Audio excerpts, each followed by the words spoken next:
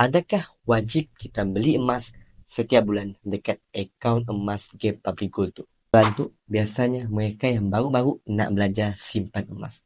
Tu adalah soalan yang Sidak akan tanya. Sebenarnya tuan-puan, dekat Public Gold, iaitu dekat akaun emas game, simpanan tu si ada komitmen. Yang berkomitmen ialah kita yang wajibkan diri kita untuk menyimpan. Jadi, tuan-puan yang dah bermula simpan emas dekat akaun emas cap, setiap bulannya adalah simpanan bebas saja. Tuan-puan boleh pilih. Bulan tu, tuan-puan ada duit lebih, tuan-puan boleh simpan berapa banyak pun tuan-puan mahu. Tapi, andai katalah bulan depan tuan-puan si ada duit, tuan-puan boleh skip duk menyimpan sekejap pun si ada masalah. Jadi, itulah sebab kena akaun emas cap tu sangatlah sesuai untuk semua golongan masyarakat.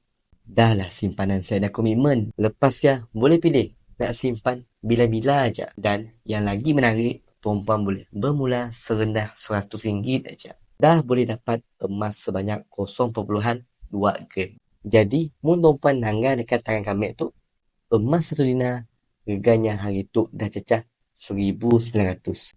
Item tu kami menambung sikit demi sikit di akaun emas cap Public Gold. Akhirnya, kami berjaya keluarkan fizikal emas yang macam tu. Jadi, simpanan bebas dekat akaun emas cap tu memudahkan urusan kita untuk menabung. Untuk tuan-puan nangga video tu dan mau kami bantu simpan emas, tuan-puan boleh follow kami. Lepas ya, chat kami di inbox untuk mula pendaftaran akaun emas cap secara percuma. Siap daftar dan boleh terus mula menabung emas.